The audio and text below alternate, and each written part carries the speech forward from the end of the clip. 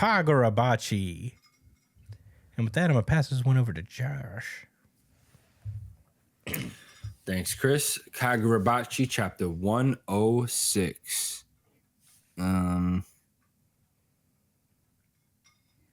Karma. Oh. All right. In the previous chapter, the sword master himself has arrived. The sword master of the Shinichi, the big bad boss of the series himself. He infiltrated the body of Yura, which was consensual, by the way.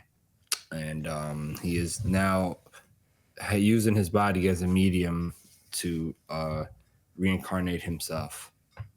I guess kind of like Jujutsu Kaisen. Well, anyway, they wouldn't be the only series to do some shit like that. Regardless, yeah, that's what happened last week. He showed a little bit of his power, blew up a few fucking buildings, and seemingly wiped out Samura. We don't know where he's at right now. And he pulled up Chihiro like, yo, what's up?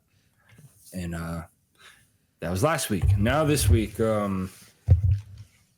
we have this mini flashback of Chihiro and his father talking to each other. And Chihiro asks, what was the Swordmaster like? And his father responded just like it says there, as they're looking like, I guess, at a book of like, I guess, all the Swordmasters, or at least something about him, Akemura himself. So he thought to himself, I wanted to know about his personality and his relationship to my dad, but after that, I decided not to ask any more questions. Yeah, Chihiro's always been very receptive, even at a young age, huh? Mature beyond his years. Yeah, super mature beyond his years. We cut to the present time, and Mr. Shiba is at a bus station. I guess he helped transport like a bunch of people to the trains. I said bus station. Yeah, you said bus station. But I meant train station. Yeah, thanks. Which is smart, to get the people away. But he notices the energy, and he's like, it can't be. And it is, bro. He's here. Unfortunately, it is. And you've got a decision to make. Whether you're going to teleport back to that action or... He said, give me a breather sit your first. eyes right there. I'm tired. I've been teleporting for 20 minutes. Yes, I need a break. I'm on the bench right now. They took me out of the game. Quite literally. So the Swordmaster has the sword at Chihiro's throat. And Chihiro's like, damn, man, this dude's fast. Like, this guy's really him. Oh, he's fast. As he says, how you've grown, Chihiro. And he starts to ask him about like how much he weighs, to which Chihiro finally answers 70 kilos. And he's thinking to himself, like, why are you asking that? And he's like, around 3,860 grams. I don't know if that's true. And I don't trust evildoers. So you don't trust him to actually know what that is? I don't. Okay. I don't believe him. It could be true, but I won't take his word for it. That's Frank, for sure. could you look up if that's true? We need to know. How many grams is 70 kilos? So anyway, he goes on to say, I've known you since you were this big. Does the little, with his hands. 70,000 grams. 70,000 grams? Yeah, 70,000 grams is 70 kilos. Well, that makes sense.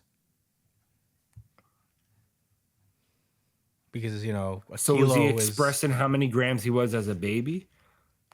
The 3,860 grams? I guess so, because that'll be like 3,800 kilos. Because a kilo is 1,000 grams. So if like he's 70 grams. Yeah, he's got to be referenced. I mean, with the context of the next page, that's probably what he's referencing. But anyway, he goes on to say, I've known you since you was yay high, yay big. He says, I bought your bib. And, hey, I'm your uncle, your mother's younger brother. He's like, uncle. Unc. So he's like, Yeah, right. He's like, yo, by the way, I've been meaning to ask, like, why did your father steal the blades away? Chihiro tells him, because they caused the malediction and it was wrong. Wow, got rid of the app. He's like, wrong. Wrong? Chihiro's like, yeah, it was a massacre after peace had been achieved and children were killed too. He's like, so that's what my bro said, right? I bet. He's like, listen, those kids that you're talking about that I murdered, did you know that those were the children of the people that committed that genocide? I mean, that committed war against us. They had the same mindset, so I had to kill them all. And he's like, well, it doesn't matter. It's only natural that people have different opinions on the matter. That's fine. And he's basically saying, like, I did what I did, and regardless of how y'all feel about it, that's I did what I felt like I needed to do. He's like, but after all of this, he's like, he forged a new enchanted blade. Why? Chihiro tells him to destroy the enchanted blades, and he's like, I see. I don't know. As we get like what can only be described as an aura out, like zoom out of the destruction that he alone caused in the city. And that should be something written down. Someone should write that down. Anyway, I'm writing it down.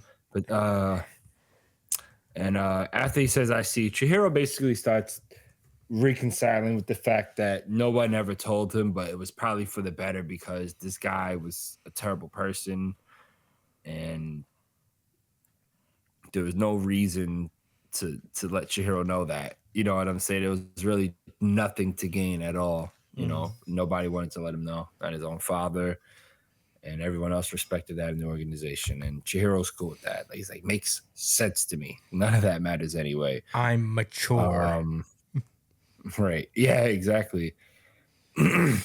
So anyway, he's like, the malediction was wrong. So, and this is not Chihiro. This is Akemura, by the way, the sword master. It's like the malediction was wrong. So he sealed up the enchanted blades in the world, and this world is the result. Was that the correct choice? I don't know who says no here. I think it's Akemura who says no. It says and as Chihiro is thinking about, damn, like, even though he moved his sword away from my throat a couple minutes ago, it still feels like it's there. Like, if I move, I'm dead. That's rough. Yeah. That's a huge power scaling thing they usually do in anime. That's how you have definitely at least one training arc ahead of you, if not multiple. Which is good news. Good news for the series, in my opinion. Yeah, I like stuff like this. Show us that there's levels. So yeah, Chihiro's terrified. Akemura goes on to say the enchanted blades have a mission to eradicate evil and protect the vulnerable. And I must fulfill that mission. There's no two ways about it. He's like, oh yeah, by the way, the Sazanami, I know you got a homie. I know you got a homie that's in that clan, and he's actually the son of the leader of the clan, and he has that same technique. And I know that he's in the fucking headquarters right under us right now as we speak. Guess what? He's got to die. Guess what? All of them that committed evil has to die. I'm not psycho. You're psycho. I love the way that No you exceptions. dialogue this guy. I love the way that you dialogue it. And if you're watching the video, you can see all the hand movements as well. That I was, But you don't understand it. Is Shout that out you to have a anybody friend. that watches Smiling I'm not Friends. crazy. You're crazy. See, you have a friend, see, and his dad was an asshole, and so he has to die because he may be an asshole. He created all that harm. It's got to go. You tell Everyone me has he's to not go, an doesn't asshole, matter. but do I know that he's not an asshole? No. So he has to die. No There you ifs, go. ands, or buts. Yeah. Therefore, eradication. I'm not crazy. You're crazy. Yeah, exactly. See, I'm not bugging. I told you, like, that's exactly what this just sounds like. You know. Um, so he says, no exceptions. The evildoers must be cold. Thankfully, Samura pulls up to, stop the madness. However, for however brief a time, still recovering from being slashed in half. Oh my god. It seems. Oh my god. It's so real that I'm not feeling good about this either, bro. I don't like this either. This is crazy. It wasn't supposed to go down like this. This was actually the way it was supposed to go down, and I was wrong. But somehow by some technicality, I'm right. This is so wrong. This is wrong, bro. We should throw the. No? I want this. I want to hand you this L bad, but I really want to throw this shit out. No. I have to follow my sword. Something totally different. I have to follow my sword, and you know what? He may survive this arc. All I need him to do is survive this arc. Maybe we'll see. It's not looking good. It's not looking good, bro. I hate it. It's not looking good. I hate it because they tell me they say it in the dialogue. May I? Yeah. So before we went on this tangent about stolen valor, misplaced valor, and eerie decisions. Like I said, Samura pulls up, still recovering from the mighty slash of Dragonfly that Akemura unleashed on him, and he kind of like pushes him like a little slightly away from Chihiro.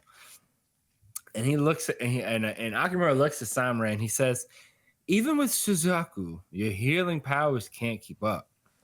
The power of I think that was a typo, immortal phoenix. And yet, Samura, my blade can take your life. I guess it's confirmed. Why can he do it? I don't know. I guess I don't know. I guess we're gonna find out what he means.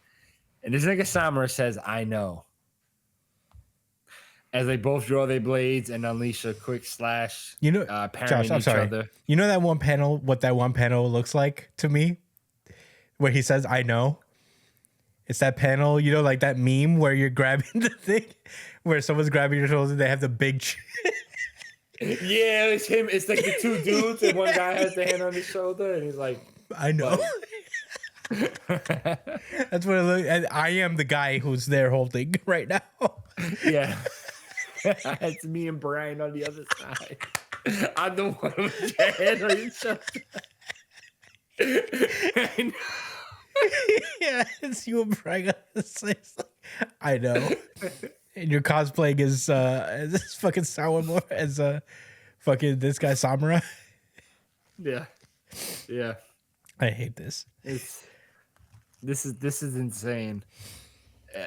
Anyway, like I said, they both like unleashed an attack on each other. They, their blades parried. Samura looks back to say, "You okay?" to Chihiro. Oh, he actually repelled Akemura a bit of a distance. They put a little bit of gap between the three of them. And Chihiro's like, "Yes, I am okay." And he's like, "Wow, he matched Mr. Samura's EA. That's crazy." Samura's like, "Yo, bro, this nigga didn't even like go to school to learn that shit. He just was nice like that. The only reason he didn't learn this shit is because he didn't like the sword master, the teacher. I don't know why. I guess we'll learn why later on. Wasn't the sword master a jerk or something like that? Yeah, he's kind of a jerk. Learned about that in the hotel. He's Omega, which was sexist. part of this. That's what it was. He was a terrible person. Yeah, he's like next level sexist. Yeah, that was in this arc. Yeah, that was in this arc. Yes. Sure. So anyway, what do you mean sure? What do you mean sure? It was in this arc that was revealed. I just feel like I don't met know his about granddaughter. That, man. We gotta talk about this later, bro. We gotta talk about this shit. We gotta unpack all of this yet again. But anyway, they're just glazing the shit out of Akemura right now. They're like his skill with the sword is unparalleled. But unsheathe, it's more glaze. Unsheathe, the Magatsumi has more than just 3 powers. The Magatsumi is the name of the power from the Shinichi. So it is the Shinichi. It is the name of the Shinichi's power. This is its Bankai ability, so to speak. Or maybe just Shikai. I don't know. Right? That's the other one.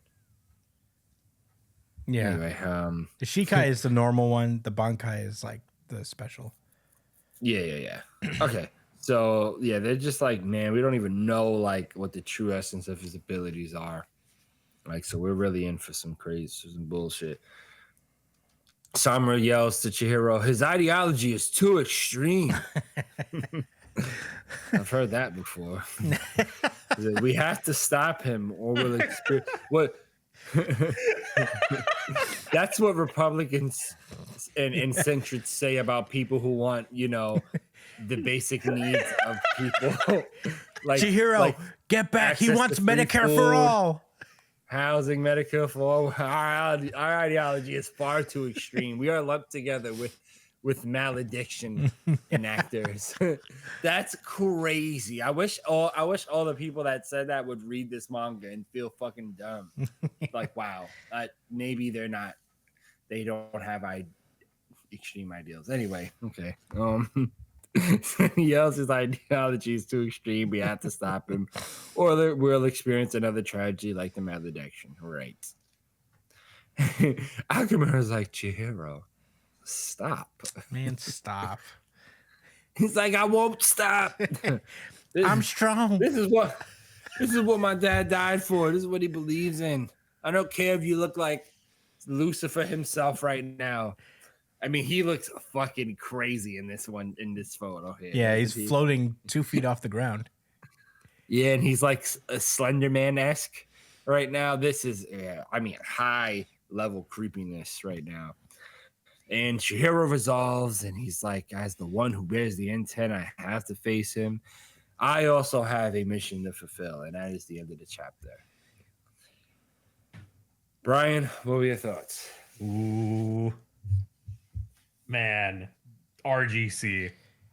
Yeah, this was also my RGC just for the sake of it. Josh, where do you stand?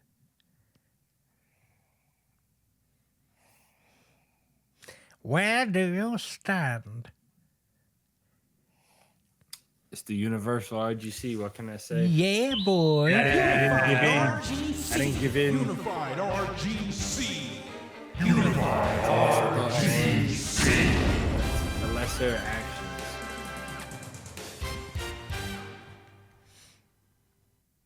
Brian, go on with your thoughts. God damn, Akemura is just such a character. Like he just, even though he's batshit fucking insane, right? He just has he has this very human feeling to him, which is so strange. Like the way that he talks about Chihiro as a baby, like he's like doing these like hand motions, like he kind of feels like kind of similar to Chihiro's dad a little bit. In the way that he kind of like his mannerisms, and he kind of has like this kind of nonchalant like air about him. But at the same time, I feel like his character, the more that he talks, makes sense. He's like an evil paladin in some ways. Like he just has this extreme vision of like extreme fucked up sense of justice. And I have figured it out. Last chapter we kind of touched on it, where it's like he's kind of like this he might have this kind of connection to Chihiro in the sense of like whoever wins, they're right. Mm-hmm. But Chihiro was on the path to becoming like this guy. Chihiro is kind of looking at like the ghost of his former self a little bit, because I don't think it was that long ago where Chihiro was kind of feeling the fatigue of the bloodshed that he caused during all this time, right? Like in the beginning of this series, literally chapter 1, Chihiro starts off the series in a room filled with blood that he shed. Mm-hmm. So it's only in this arc in the beginning with Samura's daughter where he learned that death isn't the only way to solve a problem. Like, and it just takes a little bit more effort to like finish a situation without taking the lives of somebody, right? And that evil isn't just something that exists in everyone that's like, you know, punishable by death. Sometimes you have to value life to be able to protect it. And Chihiro understands that. Like his shift in ideology when it comes to the enchanted blades within the past 2 arcs have led up to this moment when he confronts Akamura, because now the buildup of, okay, lives do matter, not everybody needs to die to solve a problem. Now with faced with Akamura, he's kind of finding the resolve that, yeah, okay, I was right to feel terrible about killing bad people, you know? So damn, this chapter, just there's so many layers to it that it just feels like impossible to kind of capture everything. So I'm gonna pass this over to Chris for his thoughts. Yeah, well said. I think like one of the interesting things is like, and they say it within the text itself as well, is that like Akamura represents the absolute like nightmare scenario that Chihiro didn't want to happen. Just like the blades falling into the wrong hands and causing wanton destruction. Yeah. It's the whole reason he set out on this journey, is to make sure something like this doesn't happen. And literally the worst blade went to the worst person that could possibly have it. So, you know, it really is just the question he's been asking. But there is also like a layer of, it's not that simple. Because Akamura is making it clear that like there's a little bit of obfuscation of truth, it seems. And I don't know how valid it is, because it seems that Akamura is at least a little crazy, not to say the least. So, but there is that air of just like, oh, so that's what he told you, huh? You know, like, you know, so, you know, and I think that's like a way of the author communicating to us that there's slightly more to the story than it seems. So I'm curious as to see what that layer is, because Akamura is not denying that he did what he did, you know, but you know, there must be like a layer of something that's like missing a key piece from the story that's like not there. So I'm excited to find out what that is, because if it was as simple, because Kagurabachi wouldn't be what it is if it was as simple as like, oh, Akamura is the worst case scenario that Chihiro was afraid of, and that's the end of story, you know? I think like the reason that we're as invested in it as it is because Akamura seems to be more than what Chihiro sees him as, which is kind of just the blanket worst case scenario, like an objectively bad person who has bad intentions with this thing that can be very bad for a lot of people with this weapon, essentially. So I'm excited to see where that goes.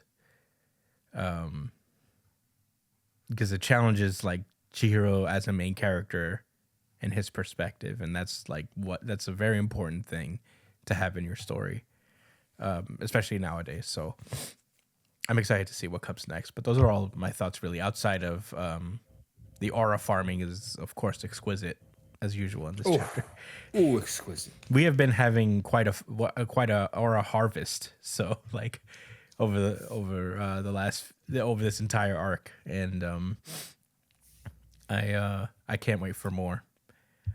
Josh, what were your thoughts? So I want to be clear that I know, like, I gave the whole like psychopath bit like when I read the comic, but I don't think that we're being, and not that any of you guys implied this either. Yeah. So like we're all on the same page.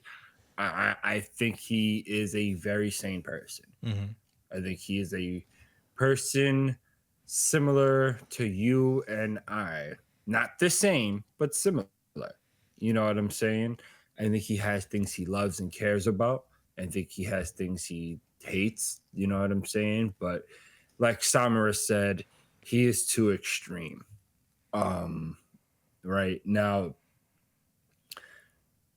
I think it was important that like, or rather specifically, I think that the author went out his way to make this connection between Chihiro and the sword and Akemura be really awkward. And like this uncanny awkwardness where like as Brian was explaining earlier, he seemed very quote unquote human, right? And like I just spent the last few seconds saying, that's because he is human. And you know, he's not this boogeyman creature of like, you know, he's not this divine entity or this demonic entity or nothing like that. He's a person with that believes what he believes at the end of the day. And I just feel like the author's doing that on purpose. I talked about this a couple weeks ago, so I don't want to like, you know, regurgitate a whole lot of the same ideas, but I do really think the series is trying to make a point of, you know, not making us make a decision on which one is right or wrong, but really put it in the groundwork for Chihiro to reflect on why it's truly wrong to take that course of action in the grand scheme of things, you know, rather than it be something that his father passed down to him value wise. I think that's going to be kind of like the core of this show. I mean, you know, I'm pretty sure there's so much more to it, but I think that's going to be important. That's what I'm really trying to pay attention to. But yeah, I mean, Akimura, like talking about how big he is and all of that. I think it's not. This isn't something that's just like for the realm of anime and manga, like or storytelling. There are parallels to real life. I think you know, when you think about who are your adversaries in life, or I guess like on a grand scale, I can't help but think like politically, right? I mean, I think my enemy is somebody who is a human just like I, but they have a crazy outlook on life, and I don't think they're right or wrong. It's not. I don't think that they're like factually wrong. You know what I'm saying? I just disagree, and I think that the world could be a better way. You know what I'm saying? It doesn't. They don't have to be factually wrong. I don't have to be factually right. At the end of the day, whatever we do as a society should be a product of our will. You know what I mean? And I just think Kagurabachi is just you know, an example of that. Like there's a, you know, things aren't bad just because we say so, I guess, unless you're religious and you really take that to heart. That I'm not trying to step over those beliefs. You know what I'm saying? But for those who don't rely on religion for their moral compass or whatever, our ideologies and the way we think about life is formed on our experiences, both lived and experienced through others and other mediums and stuff. So it's important for, and I that's why I really like that this is in Shonen Jump, because if they really deliver on this message, but you know, I don't it doesn't have to be on the nose. I just want some development with Chihiro in situations where he constantly comes to the conclusion that, you know, there's no acceptable, that is totally unacceptable for what, you know, the sword master did. And he's ready to not only fight him physically but also counter him mentally, you know, in debate and ideology wise, to say that I have something worth fighting for too, and it's built on my beliefs from my experiences, and I'm going to stop you because of that. That's where I kind of see this going. I'm really enjoying Kagurabachi, and it's a deserved RGC, like it always is. Yeah, it was beautifully said, man. Thank You cooked there, as the kids would say. Yeah, shout out to Kags. Shout out to Kags.